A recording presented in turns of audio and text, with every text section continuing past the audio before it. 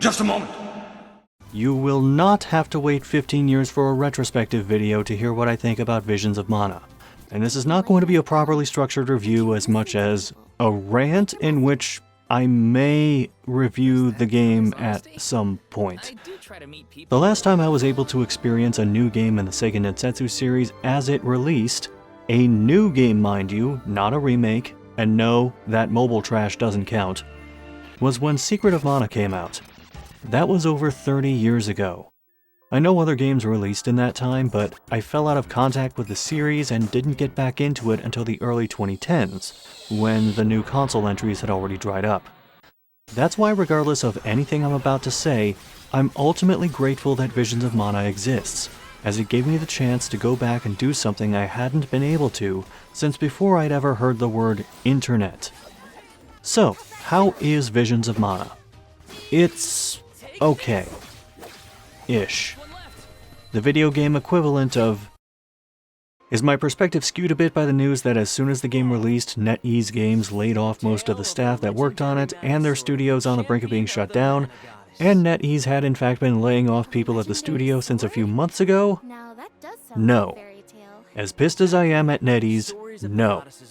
The way I feel about Visions of Mana is not just something I already wrote out and decided upon before I heard that news, but it also harkens back to how I felt about the Trials of Mana remake. It was a step up from the Secret of Mana remake, which, the less said the better, but it still had some noticeable flaws that I thought a new game would be able to address. And in several cases, those flaws were not addressed. In terms of gameplay, the battle system manages to be both pretty simple on the surface and fun, and yet somewhat overcomplicated underneath. The hot button menus are still there, as is a straight-up ring menu if you hit another button, and the use of light and heavy attacks and dodges and spells and class strikes are simple and enjoyable enough, though battles can get tiring after a relatively short time. And I don't like that there's one class strike gauge for all three characters, but with how they design this, more than one class strike would make most encounters even easier than they already are on normal difficulty. The AI options are still there to manipulate how computer-controlled party members function, and they seem to work well enough. Meanwhile, on the back end, the game includes equipping elemental vessels to change classes and weapon types, ability seeds to add back-end stat boosts and abilities, a crafting system for those ability seeds, elemental plots which unlock moves and abilities not by leveling up but by plot progression, weapons and armor specific to each class, so each character might end up having their own walk-in closet of equipable crap by the game's midpoint. Considering the series' roots... Get it? Because Mana Tree? Involved systems which were more simplified, at least until Legend of Mana happened, this got to be a bit much, and I tended to tune out things like elemental plots and every character's classes entirely, with absolutely no repercussions. At least on normal. There also doesn't seem to be any consequence for basically playing every character the same way. Hack and slash everything that moves, use magic if you have it, then hack and slash everything that moves. Despite characters having different stat builds, being able to equip the elemental vessels and subsequently their magic, as well as spell-based ability seeds onto any character, and those characters otherwise just being separated by weapon type, made me feel like I was playing Final Fantasy VII in that every character in my party just turned into a pile of materia with legs. The only character this isn't the case for is Hina, the healer of the group, but she's not actually in any battles. She's just an NPC spectator who casts Cure now and then.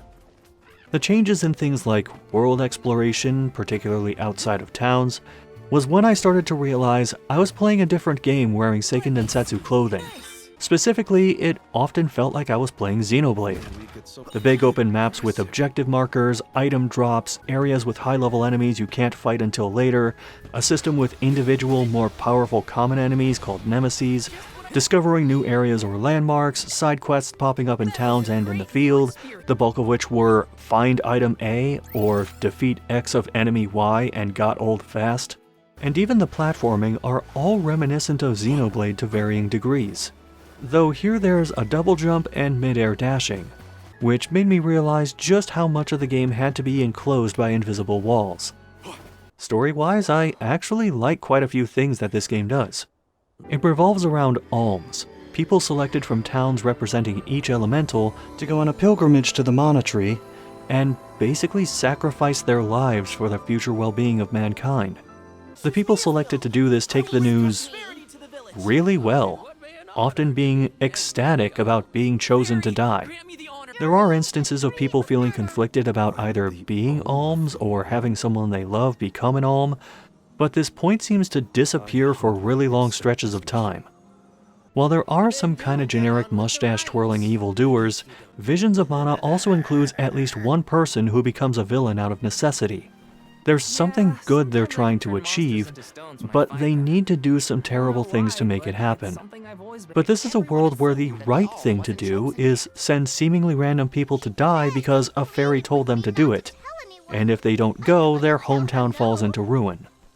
I like the dynamics of these overarching themes, but the stop-start nature of them weakens their impact. That and some scenes just don't make sense. For example, there's a time where it looks like one person is being named the Alm, but he refuses and runs away. Another person who does want to be the Alm gets mad at them for betraying their trust, but wait, wouldn't him turning this chance down help that character? How is this a slight against them? There's also a point where the game just turns into Legend of Mana plot-wise for a bit. I shouldn't have been surprised considering that the Dudbears, Lil Cactus, and Niccolo all appear in this game and have their own scavenger hunt or collection-based reward systems. As for pacing in terms of gameplay, there's a similar problem. In about 10 hours, I saw exactly 3 bosses. 4 if you include the quote-unquote boss in the first few minutes of play. Yes, I was exploring a fair bit, but even without that, this is still unusual by Seiken Densetsu standards. I fought a boss to help Sylphid and receive the Alm of the Wind, specifically a really out-of-place Mantisant fight, and to help Undine and the Alm of Water, with a less out-of-place Full Metal Hugger fight. Yes, this series recycles bosses a lot from previous games. But for the Alms of Fire and the Moon, there is no boss fight, nor at other key points where a boss fight might make sense. The pace is slowed even more by the many times everyone stops to talk with each other, or the monologues by Hina, which I'll get into later. Acting and voice direction are a mixed bag, as most main and supporting characters sound fine, but minor characters? They're a total crapshoot in terms of not sounding like they're trying to act in a mid-2000s fan dub. Val is okay, but he also comes off as the annoying kind of enthusiastic. He does show more range later, but I just wanted to backhand him after some of his dialogue sequences. Then again, most people's character models will smile when they're supposed to be something other than happy. So maybe Val is just leaning into what his face is doing when he's really dying inside. I questioned in the demo why Karina has a southern US dialect. I can't wait to meet him. He's probably a real nice guy. And yes, random commenter, that is what tends to happen with English dubs for Kansai dialects, but that doesn't mean it's always a good choice. There are several other Western dialects, including other Southern US dialects, that will make someone sound folksy without also making them sound like they sell 10-gallon hats next to the OK Corral. But here's another thought. If that's just how her people talk, then whatever, it's fine. The game makes a point of emphasizing that people leaving the villages they grow up in is extremely rare, so it would make sense for dragon people to just sound like that. But when I got to her hometown of Longren, I heard damn near every dialect except the one Karina has. Even her own parents don't talk like that. Didn't you hear that the convoy from Tiania has already arrived? We can't keep wasting the Alm's time with your selfishness. Of course, the script sometimes doesn't do them any favors, particularly for Hina, who at several points breaks into monologues where she takes 200 words to say something that anyone else could get across in 20. It also tends to either make characters talk in circles or say things that make them sound like robots. Let me see. A rare item! You have a dozen of those and several vendors sell them. They're not rare. They also tend to look like robots in the cutscenes, whether they're rendered in-game or not. Having the same vacant stare most of the time, using the same awkward canned animations repeatedly, being unable to move from the waist down when talking to someone, The massive amount of dialogue and in-engine cutscenes just makes it more apparent how stripped down and unnatural everyone's movement is. The lip flaps being way off at times and characters gesturing for several seconds when they aren't saying anything are another matter. I don't mean off as in they're synced to Japanese when I have English dialogue on. I mean sometimes they don't sync to any language. And the latter problem? It also happens in Japanese. そんなことになる前に逃げ出せばいいだけやんな。お前はこっちだ。 As for the world these characters are in, it usually looks gorgeous. I say usually because sometimes you'll have a really blurry or pixelated texture right up in your face. Or water will just forget to behave like water. But the natural environments in particular usually look really good. Bright, colorful, having those little extra details, like the trees all leaning to one side in high wind areas. Since the series is heavily steeped in nature and the earth, the game nailing this only seems natural. That one was also intentional. But then there's the graphical hiccups. I'm not talking about how if you don't have the day one patch installed, the map screen's completely blank, the runaway graphic is completely blank, and the equipment shop menu's preview window is completely blank. How did this make it to any version of the game? No, I'm talking about the frame rate. Even with my playing this on a PS5, frame drops are pretty common, and that's with prioritized performance selected. It usually doesn't happen when exploring the world, but it will happen in cutscenes or to parts of the environment in cutscenes.